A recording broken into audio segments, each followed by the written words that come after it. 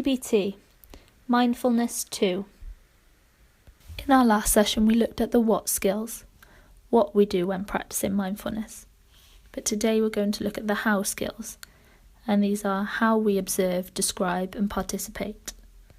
There are 3 how skills. The first is acting non-judgmentally, the second is acting one-mindfully, and the third is acting effectively. So the first how skill we're going to look at is non-judgmentally. There are 2 types of judgments that we can make, ones which discriminate and ones which evaluate.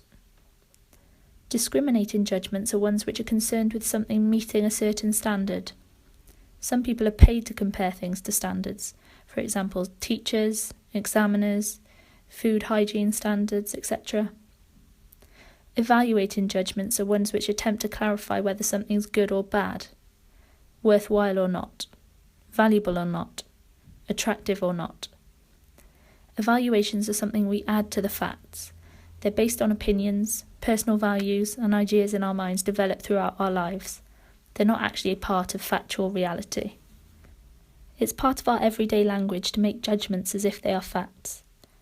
For example, the weather is good today if it's sunny, or they're a good person if someone helps someone else. However, these are actually personal opinion or evaluations. Equally, when the differences between 2 or more objects, people or circumstances are large or exaggerated, we might feel threatened by these large differences and become judgmental. This is then discrimination. These are judgments which occur throughout history, culture and society, and they vary according to an individual's upbringing, values, experiences and religion. Families have different values about certain things, and different schools may have different rules about behaviour, for example. Good and bad are never directly observed, but they are assigned by the person observing them. Judgments make it hard to observe and describe the real world and to react to how it is. Being judgmental can lead to lots of negative emotion. So how can we be non-judgmental? We can notice judgments, thoughts, actions or tone of voice, and we can monitor them by counting them. Remember though, don't judge your judging. Let go of the good and the bad, and view and describe reality for what it is. Replace evaluations with simple descriptions of what it is. For example, when buying a house, instead of asking, is it a good house? Ask, will I like living there? Or is it a house which will require lots of repairs? Being non-judgmental does not mean we automatically like or approve of something. It purely means we're trying to describe the facts. You can like or dislike something without judging it. For example, I don't like mushrooms versus mushrooms are disgusting. Judgments often go alongside facts, however it's the meaning that's imposed through tone of voice or thoughts which then make it into a judgment. The second how skill is one mindfully. This is about being completely present in this one moment. It means doing one thing at a time, focusing your full attention and awareness upon it. When we try and do too many things at once, we can't focus properly, and then we can't do any of the tasks properly. By better organising our time, we're able to get the tasks done more efficiently. When you're eating, eat. When you're walking, walk. When you're planning, plan. If we're able to appreciate the present, our relationships and beautiful things, we'll then be less likely to be wrapped up in negative thoughts about the past or negative thinking about what might happen in the future. So how can we do things one mindfully? We can be fully present and practice participation. For example, if you're in a meeting, instead of thinking, this is boring, I wish I was at home, which will make you unhappy, instead throw yourself into listening and contributing to that meeting.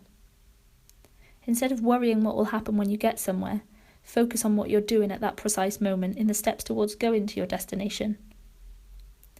Let go of any distractions, and if any other thoughts or strong feelings distract you, go back to what you're doing, again and again and again. The third how skill we're going to cover is acting effectively. Being effective means we need to do what works in order to achieve our goals. Being ineffective means doing things for the sake of it, or to spite someone. So how can we be effective? Ask yourself, What are my goals? You can't be effective if you don't really know what you want. Our emotions can get in the way of this. For example, feeling angry at someone making you feel like you want to hurt them might not actually be effective in the long run. Focus on your most important goal. Sometimes multiple goals can get in the way of each other. Just focus on what's most important to you at a particular time. Now let's think about what you need to do to reach your goals. Make sure that your goals are realistic and easy to achieve. When thinking about goals, use the SMART technique. The S in SMART is for specific. A specific goal has got a much greater chance of being accomplished than a general goal. And to set a specific goal, you must answer the 6 W questions. Who? So who is involved? What? What do I want to accomplish? Where? Identify a location. When? Identify a time frame. Which? Identify any requirements and constraints. And why? We need to give specific reasons, purpose or benefits of accomplishing the goals. So for example, a general goal would be get in shape, but a specific goal would be join a fitness club and work out 3 days a week. The second M in SMART is measurable. So you want to establish some concrete criteria for measuring progress towards the attainment of each goal you set. Ask questions such as how much, how many, or how will I know when it's accomplished. The A in SMART is attainable. You can attain almost any goal you set when you plan your steps wisely and establish a time frame that allows you to carry out those steps. Goals that might have seemed far away and out of reach eventually move closer and become attainable, not because your goals shrink, but because you expand and grow to match them. The R in SMART is for realistic. To be realistic, a goal must represent an objective towards which you're both willing and able to work. You're the only one who can decide just how high your goal should be, but be sure that every goal represents substantial progress. The T in SMART is for timely. A goal should be grounded within a time frame. It's important to know what will and won't work.